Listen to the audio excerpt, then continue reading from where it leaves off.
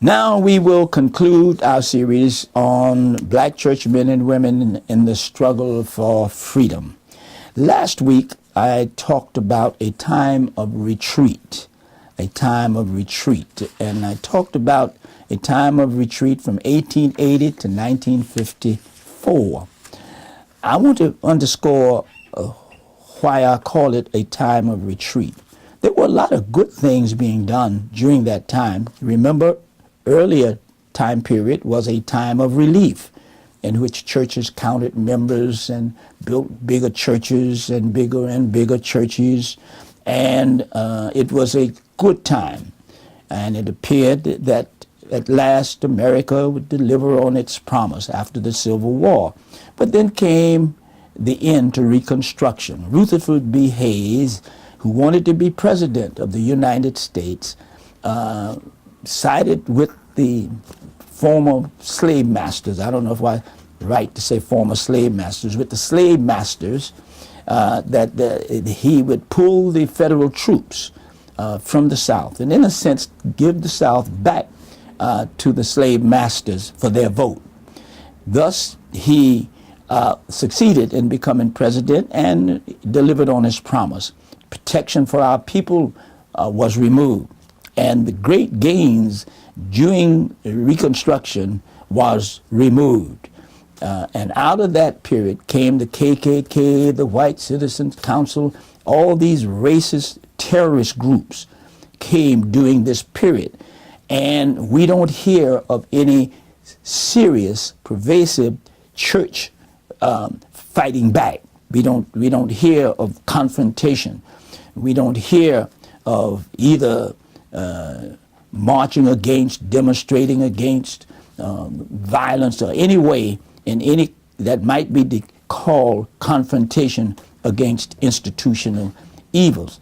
At the turn of the century, one of my heroines was Ida B. Wells, who led the charge against lynching. Thousands of black men, she recorded, were lynched during that period of time.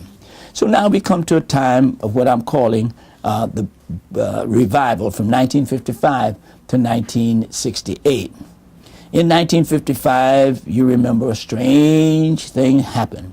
Looking back, it seems so small, so insignificant, yet the archives of history are replete with examples of mighty movements precipitated by the most minute incidents. Rosa Parks decided that she was not going to give up, not going to get up and give her seat to a white man.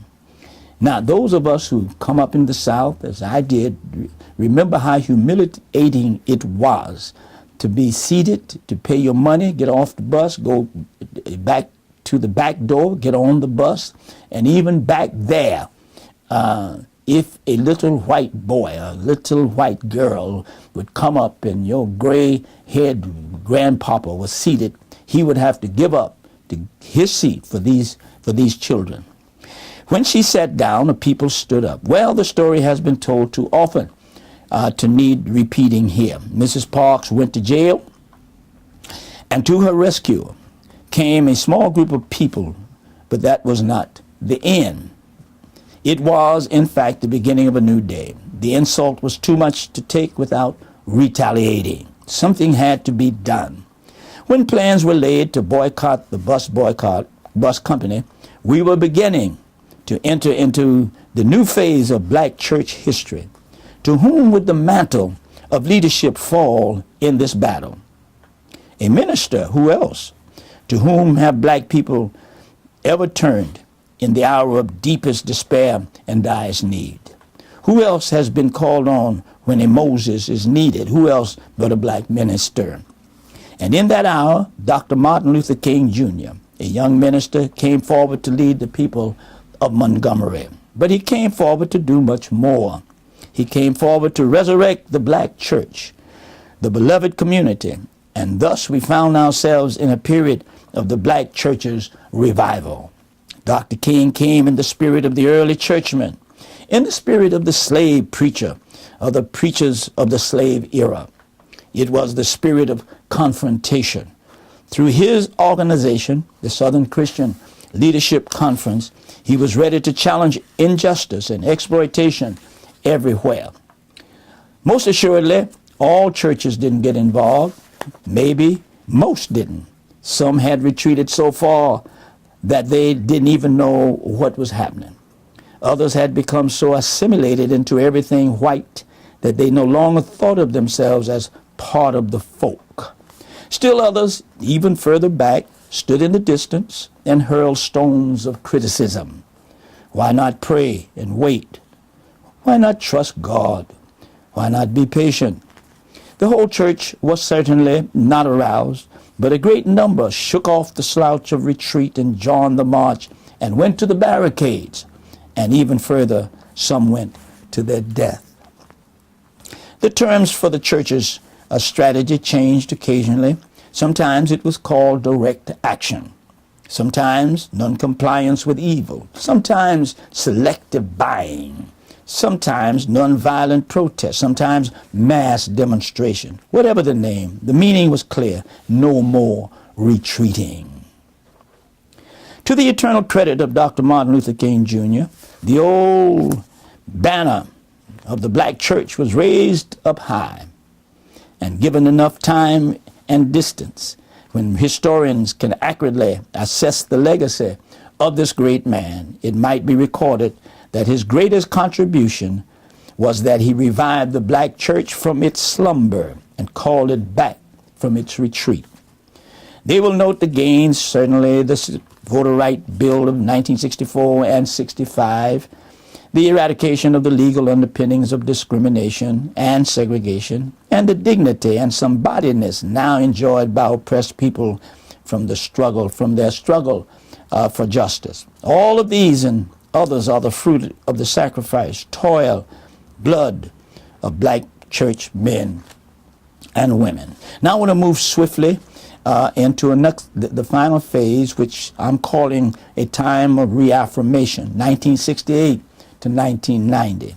With the death of Dr. Martin Luther King Jr., the church found itself in the midst of a volcanic upheaval and an insistence on Afrocentricity. For over 20 years now, the old ship of Zion has had to make its way through the stormy seas without the leadership of Dr. Martin Luther King Jr. The Black Power concept that had already begun to emerge while he was still alive, and it struck a responsive chord in the bosom of African Americans. If not publicly, then privately.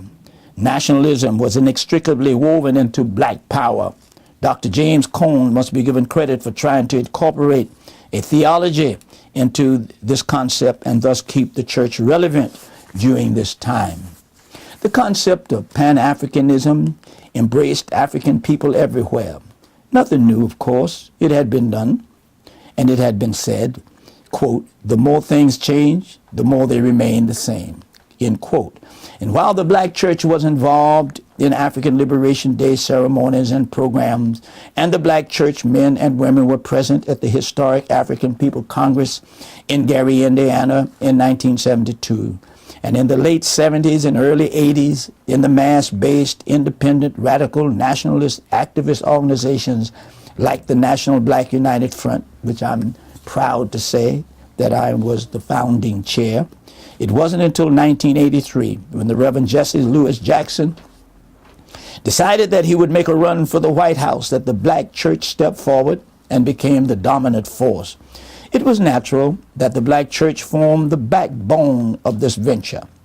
While many can take credit for Jackson's phenomenal success, without the black church there would have been no run, no hits and no errors. Jackson's success sowed the seeds that would eventuate into a harvest for others. And I'm proud to say that I was asked to convene the black leadership of New York in September of 1983, which we did here at the House of the Lord Church. I remember Jesse saying, I need three things so that Run Jesse Run doesn't become See Jesse Run. He said, I need the masses, I need the machinery, and I need the money. If we can organize these, he's ready to run. Well, a notable example of the fruit of Jesse's labor was the election of David Dinkins as mayor of New York. Mr. Dinkin had not only the prior work of Jackson, but also he had a united African American church with him. So even on the continent, when Nelson Mandela came home from prison, one of his first stops was at the home of a black churchman, Bishop Desmond Tutu. In fact, black churchman Tutu and Reverend Allen Bosak have been at the forefront of the struggle in South Africa. Let me conclude with a quote from Bishop J.W. Hood, quote, "The church, having opened the way for the development of the black man, other means have followed, and still others will follow until his opportunities are equal to that of any other race. The African church will then have accomplished its special work, not until then." Thus we have seen the gallantry, the sacrifice, the courage of black church men and women who have brought us this far in the struggle. This is why I am angry when I see people who denigrate the church, who make jokes of it. I don't want to call any name. You know who they are, who make clowns of preachers and buffoons of church people. It enrages me, I must confess.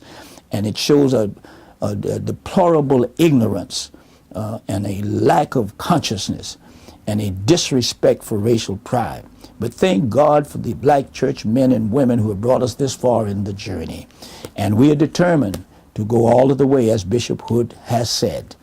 Now, wherever you're listening, remember, you can get the series, give us a ring, and wherever you're listening, you can commit your life. God awaits you to respond to God's call, and you can confess to your sins. You can commit your life to Jesus Christ where you are. That's what I did in 1953.